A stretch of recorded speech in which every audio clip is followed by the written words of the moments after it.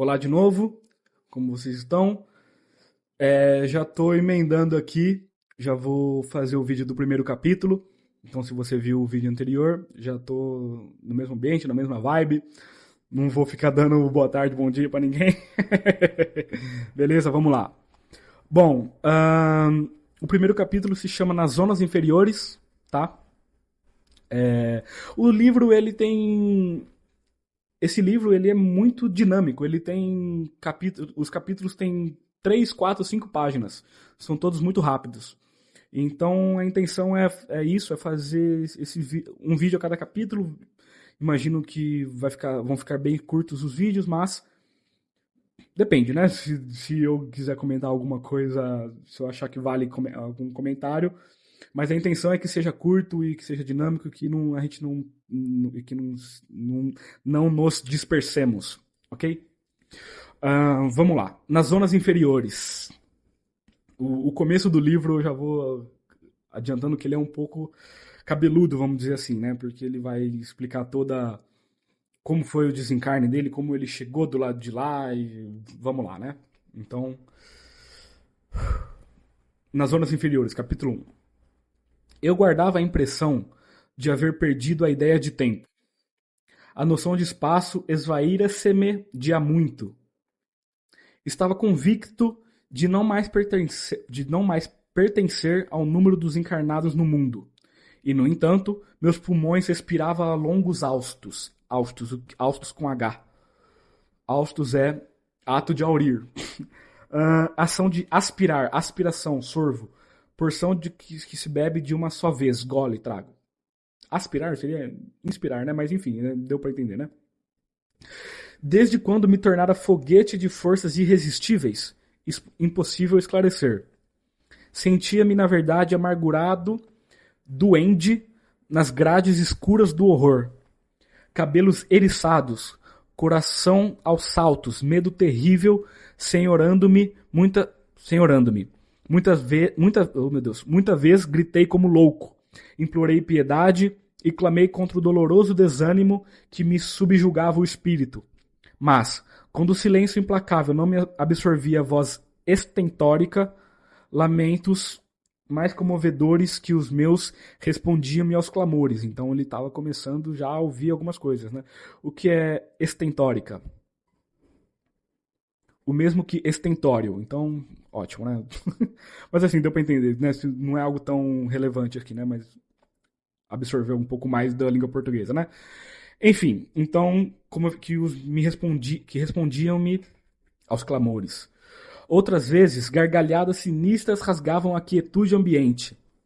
Algum companheiro desconhecido estaria, a meu ver, prisioneiro da loucura. Formas diabólicas, rostos alvares. O que é alvares? Alvacento e mole, aparvalhado, que amadurece cedo.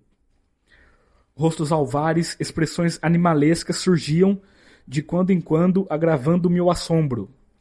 A paisagem, quando não totalmente escura, parecia banhada de luz alvacenta, como que amortalhada em neblina espessa que os raios de sol aquecessem de muito longe. E a estranha viagem prosseguia. Com que fim? Quem o poderia dizer? Apenas sabia que fugia sempre. O medo me impelia de roldão. Nossa, é umas palavras, roldão. Confusão, sobressalto, precipitação, né? O medo me impelia de confusão. Onde o lar, a esposa, os filhos, né? Cadê eles, né? Perdera toda a noção de rumo. O receio do ignoto e o pavor da treva absorviam-me todas as faculdades de raciocínio, logo que me desprendera dos últimos laços físicos em pleno sepulcro. O receio do ignoto. Desconhecido. Ignorado. Ignoto de ignorado. O receio do ignorado e o pavor da treva. Bom. Atormentava-me a consciência. Preferia a ausência total da razão, o não ser. Ele preferia, né? Que é o que muita gente acredita, né?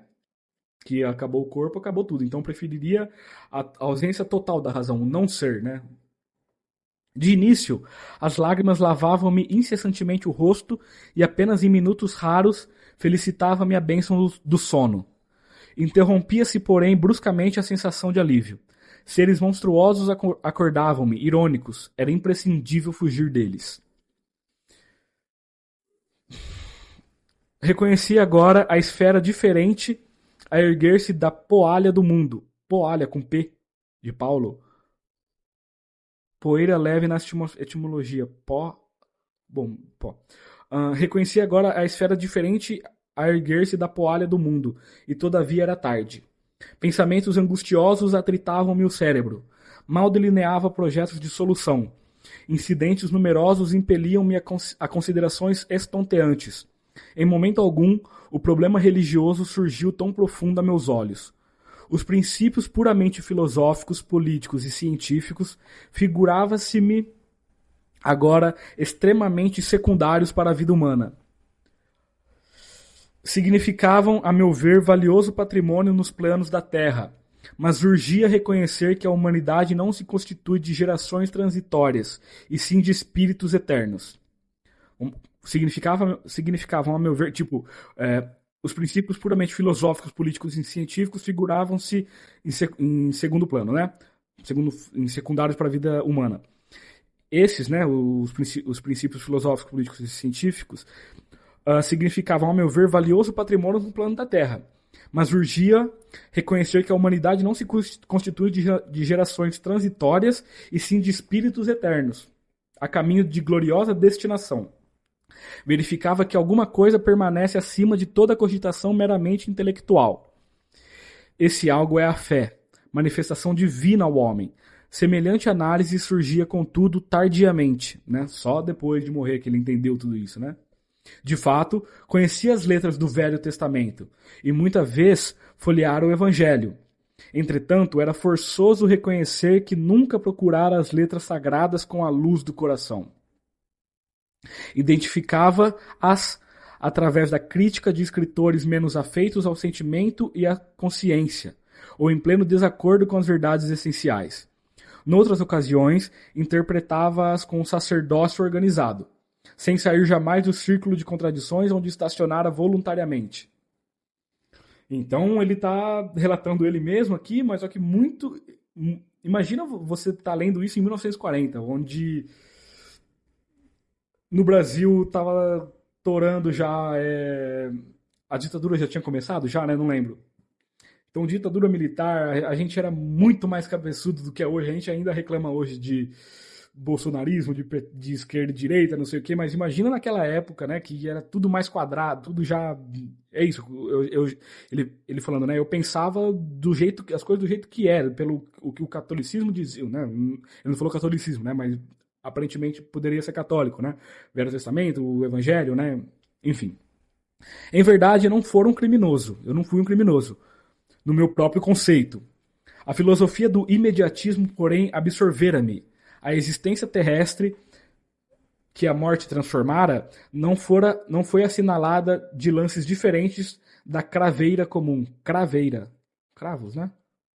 Medida para determinar a altura das pessoas. Instrumento que o sapateiro... É uma medida, né? Enfim. Filho de pais talvez excessivamente generosos, conquistara meus títulos universitários sem maior sacrifício. Compartilhar os vícios da mocidade do meu tempo. Organizar o lar, conseguir filhos, perseguir as situações estáveis que garantissem a tranquilidade econômica do meu grupo familiar, mas examinando atentamente a mim mesmo, algo me fazia experimentar noção de tempo perdido, com a silenciosa acusação da consciência. Cara, eu lendo isso aqui, ele tá relatando muito de mim mesmo, mano. Eu, né, me abrindo aqui. Cara, filho de pais excessivamente generosos, nem, no meu caso nem tanto, mas eu conquistei meus títulos universitários sem maior sacrifício, compartilhei os vícios da mocidade do meu tempo, sabe? Eu percebo isso em mim, e é por isso que eu quis também trazer esse livro, né? Dentre vários outros motivos, né? Eu me vejo em muitos momentos nesse livro aqui, né? Vamos lá. Algo me fazia experimentar noção de tempo perdido com a silenciosa acusação da consciência. Habitar a terra, gozar-lhe os bens, colher as bênçãos da vida, mas não lhe retribuíra ceitil do débito enorme. Ceitil. Moeda do tempo de Dom João. Enfim, né?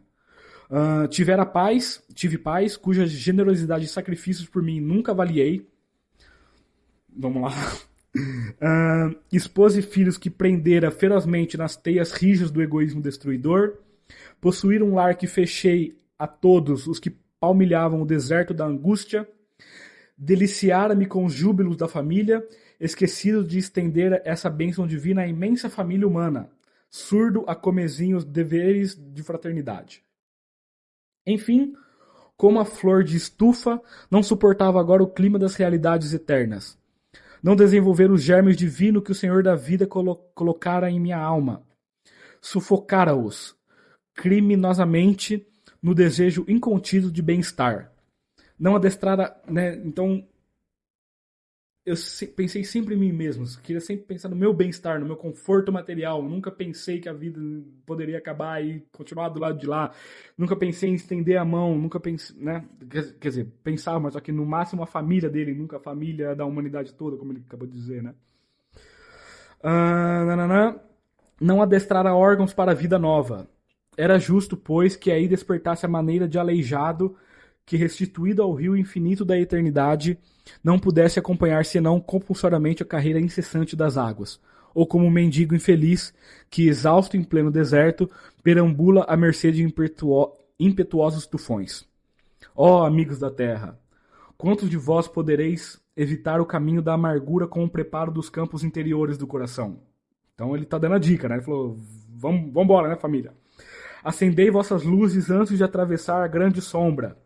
Buscai a verdade antes que a verdade vos surpreenda. Suai agora para não chorardes depois. Mano, vamos lá, né? É a primeira vez que eu estou relendo esse livro, né? Li uma vez só. Acabou. Acabou o primeiro capítulo. Então, turma, né? Então, o que ele acabou de descrever é o que muitos chamam de umbral ou purgatório, né? Muitas vezes é uma questão de consciência, de como você está, onde, né? Mas só que é muito interessante de entender ele falando assim, o a respiração ofegante, o choro, né? Então, essas coisas físicas que a gente tem, né? Porque chorar, respirar, a gente acha que isso não vai ter do lado de nada. Comer, né? Ele vai falar muito sobre comida também, em alguns momentos. Mas a gente.